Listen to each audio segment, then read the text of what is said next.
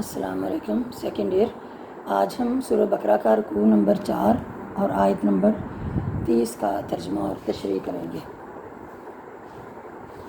اعوذ باللہ من الشیطان الرجیم. بسم اللہ الرحمن الرحیم. وَإِذْ قَالَ رَبُّكَ اور جب کہا ربک تیرے رب نے للملائکۃ فرشتوں سے، اور جب تیرے رب نے فرشتوں سے کہا انی جاعل، بے شک میں بنانے والا ہوں فی الارض زمین میں خلیفہ. اور جب تیرے رب نے فرشتوں سے کہا بے شک میں زمین میں خلیفہ بنانے والا ہوں، قالوا تو کہا انہوں نے، اتجعل کہ کیا تو بنائے گا، فیہا اس میں، من یفسد جو کہ فساد پیدا کرے گا، فیہا اس میں، ویسفک الدماء اور خون بہائے گا، ونحن اور ہم، نسبح تسبیح بیان کرتے ہیں، بحمدک تیری تعریف کے ساتھ، تیری حمد کے ساتھ، ونقدس لک اور ہم تیری پاکی بیان کرتے ہیں، یعنی تیری پاکیزگی بیان کرتے ہیں. قالا کہا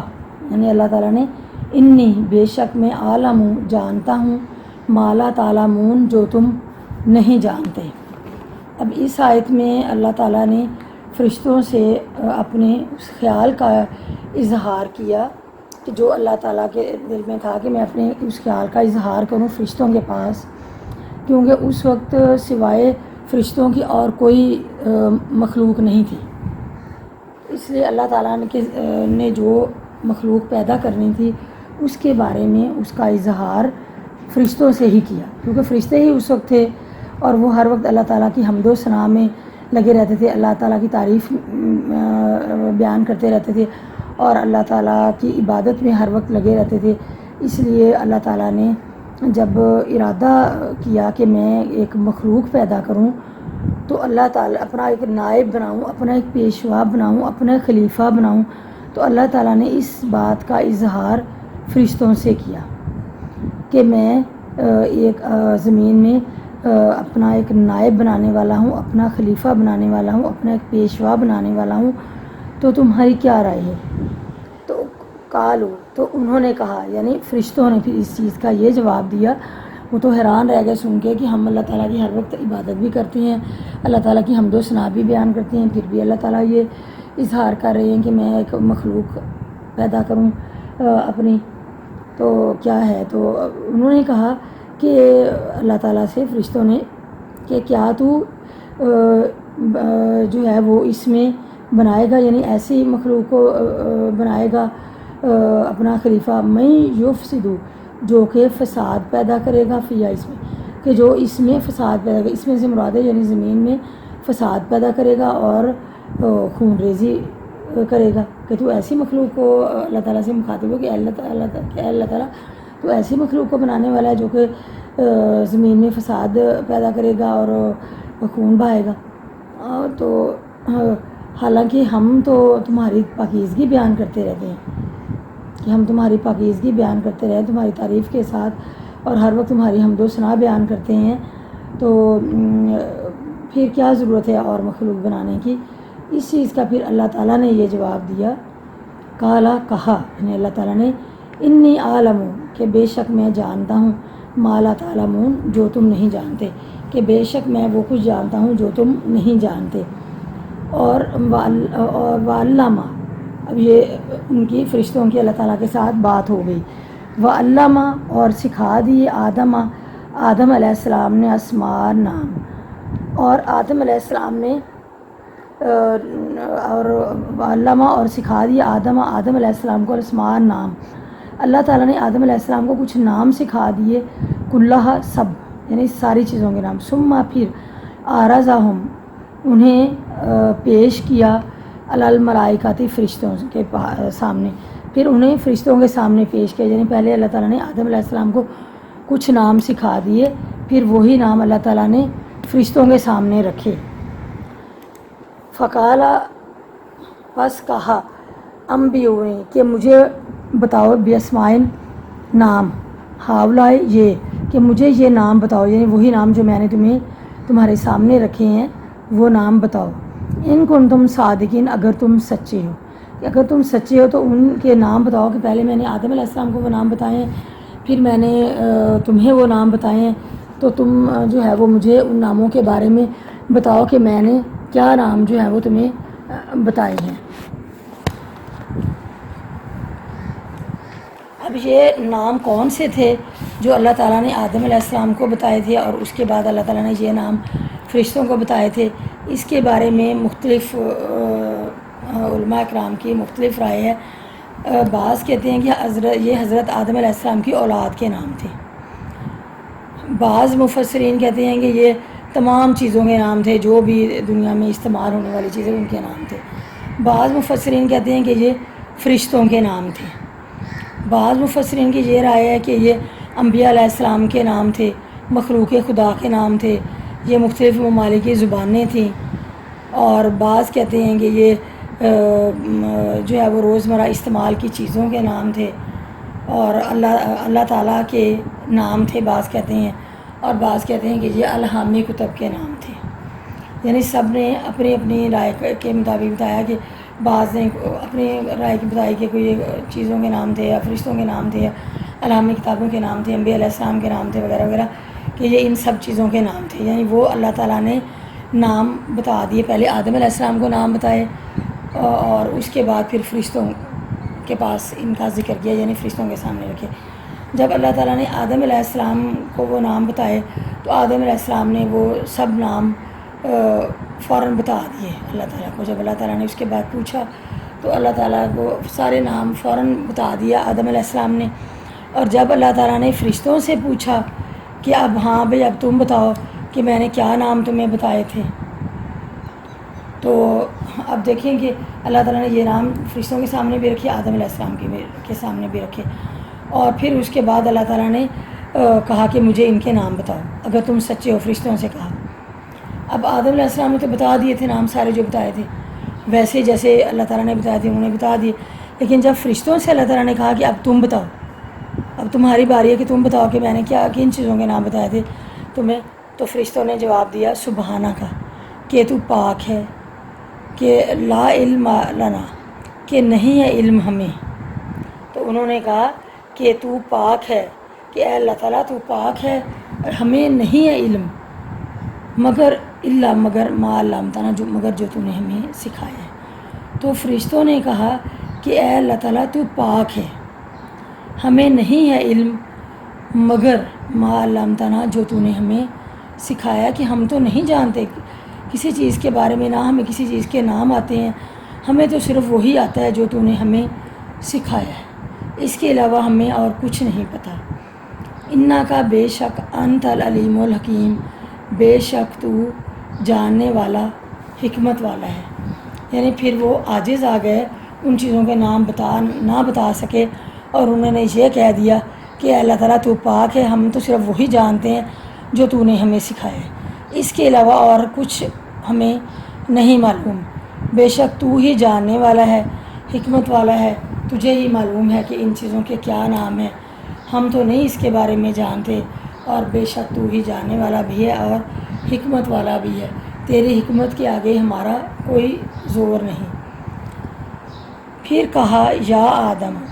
اے آدم، انبئہم، ان کی خبر دو، باسمائہم، ان ناموں کی۔ پھر آدم علیہ السلام سے کہا کہ ان ناموں کی خبر دو۔ فلما، پس جب انبا، اس نے خبر دی، انہیں باسمائہم، ان ناموں کی، پھر جب اس نے انہیں ان ناموں کی خبر دی، یعنی پھر جب آدم علیہ السلام سے کہا اللہ تعالیٰ نے کہ اب بھئی تم بتاؤ کہ جو چیزوں کے میں نے تمہیں نام بتائے ہیں ان کے تم مجھے نام بتاؤ، تو حالانکہ وہ اللہ تعالیٰ نے آدم علیہ السلام کو بھی بتائے تھے، فرشتوں کو بھی بتائے تھے، لیکن فرشتے تو اس کو بتانے سے قاصر رہ نہیں بتا سکے، لیکن جب اللہ تعالیٰ نے آدم علیہ السلام سے پوچھا تو آدم علیہ السلام نے ان ساری چیزوں کے نام فوراً بتا دیے۔ تو پھر کالا، کہا، یعنی اللہ تعالیٰ نے کہا، الم آقل لکم، کیا میں نے نہیں کہا تھا تمہیں، انی عالم، کہ بے شک میں جانتا ہوں، غیب السماوات والارض، کہ کیا میں نے تمہیں نہیں کہا تھا کہ میں آسمانوں اور زمین کی چھپی ہوئی چیزوں کو جانتا ہوں۔ اب دیکھیں کہ اس سے کیا ظاہر ہوا کہ اللہ تعالیٰ نے فرشتوں کو بھی وہ نام بتائے اور آدم علیہ السلام کو بھی بتائے۔ تو فرشتے اس کو بتانے سے قاصر رہے، وہ نہیں بتا پائے۔ انہوں نے یہی کہہ کر جان چھڑائی کہ تو پاک ہے اور ہمارے پاس اتنا ہی علم ہے جو تو نے ہمیں سکھایا ہے، اس کے علاوہ ہم اور کچھ نہیں جانتے، بے شک تو ہی جاننے والا ہے، علم والا ہے اور حکمت والا ہے، یہ کہہ دیا۔ اور آدم علیہ السلام کو بتایا تو انہوں نے بتا دیے سارے نام۔ اور اس سے اب کیا ظاہر ہوا؟ حضرت آدم علیہ السلام کی فضیلت جو ہے وہ ظاہر ہوئی، ان کی برتری ظاہر ہوئی اس سے فرشتوں کے مقابلے میں، کیونکہ پھر اللہ تعالیٰ نے کہا کہ میں نے تمہیں نہیں کہا علم اقل لکم، کیا میں نے نہیں کہا تھا تمہیں انی عالم کہ بے شک میں جانتا ہوں غیب السماوات والارض، آسمانوں اور زمین کی چھپی ہوئی باتوں کو، کہ میں نے تمہیں نہیں کہا تھا، یعنی فرشتوں کو کہ بے شک میں آسمانوں اور زمین کی ہر چھپی ہوئی بات کو جانتا ہوں، وعلم اور میں جانتا ہوں ما تبدون جو تم ظاہر کرتے ہو، وما کنتم اور جو تم تکتمون چھپاتے ہو، کہ کیا میں نے تمہیں نہیں کہا تھا کہ جو تم ظاہر کرتے ہو یا جو کچھ تم چھپاتے ہو کہ میں اس کو جانتا ہوں۔ یعنی اللہ تعالیٰ نے پھر آدم علیہ السلام کو جب کہا کہ ان چیزوں کے نام بتاؤ تو انہوں نے فوراً، یعنی بغیر کسی ہیسیٹیشن کے، بغیر کچھ سوچے انہوں نے سب نام بتا دیے۔ تو فرشتوں کو حضرت آدم علیہ السلام کی علمی برتری اور فضیلت کا اعتراف کرنا پڑا، کیونکہ وہ کہتے تھے نا کہ وہ ایسی مخلوق کو پیدا کرنے والا جو زمین میں فساد پیدا کرے گی اور خون ریزی کرے گی اور بہت ساری باتیں۔ تو اس چیز سے پھر ان کو، کیونکہ اللہ تعالیٰ نے اس کے جواب میں کہا تھا کہ میں وہ کچھ جانتا ہوں تو جو تم نہیں جانتے، تو فرشتوں کو پھر اس سے آدم علیہ السلام کی علمی برتری اور فضیلت کا اعتراف کرنا پڑا کہ واقعی آدم علیہ السلام جو ہے وہ علم کے اعتبار سے برتر ہے۔ یعنی اس سے یہی ثابت ہوا کہ انسان جو ہے وہ علم کے اعتبار سے فرشتوں سے بھی آگے ہے، یعنی علم کے اعتبار سے انسان کو فرشتوں پر بھی برتری حاصل ہے۔ تو اسی لیے اللہ تعالیٰ نے بھی یہ جواب دیا تھا کہ کیونکہ اللہ تعالیٰ تو جانتے تھے حکمت کو، راز کو، کہ کیا وجہ ہے اور اللہ تعالیٰ نے کس لیے انسان کو جو ہے وہ دنیا میں اپنا خلیفہ، اپنا نائب اور اپنا پیشوا بنانا ہے، کہ وہ علم کے اعتبار سے، ذہانت کے اعتبار سے، سمجھ کے اعتبار سے جو ہے وہ فرشتوں سے آگے ہے۔ اس لیے اللہ تعالیٰ نے یہ جواب دیا تھا کہ میں نے نہیں کہا تھا کہ میں کائنات کی ہر چھپی ہوئی چیز کو جانتا ہوں، میں عالم الغیب ہوں، اور بے شک اللہ تعالیٰ ہی زمین اور آسمان کی ہر چھپی ہوئی باتوں کو اور ظاہری باتوں کو جانتا ہے، اور یہ کہ وہ یہ بھی اور وہ تو یہ بھی کچھ بھی جانتے ہیں کہ جو لوگ ظاہر کرتے ہیں اور جو چھپاتے ہیں، یعنی جو لوگ انسان چھپاتا ہے، جو ظاہر کرتا ہے، اللہ تعالیٰ اس کو بھی جانتے ہیں۔ اس لیے اللہ تعالیٰ اپنی بات پہ قائم رہے اور انہوں نے کہا کہ نہیں، هو الذی جعل لکم خلائف فی الارض، کہ وہی ذات ہے کہ جس نے زمین پر انسان کو حاکم بنایا ہے۔ تو اللہ تعالیٰ اس بات کو جانتے تھے کہ انسان جو ہے وہ فرشتوں سے جو ہے وہ علم کے اعتبار سے آگے ہے، اور جو کام انسان کر سکتا ہے کہ شاید وہ فرشتے بھی نہیں کر سکتے، کہ میں ہر چھپی ہوئی بات کو جانتا ہوں، ہر ظاہری بات کو جانتا ہوں، مجھے پتہ ہے کہ کس چیز میں فائدہ ہے اور کس چیز میں نقصان ہے، اور ہر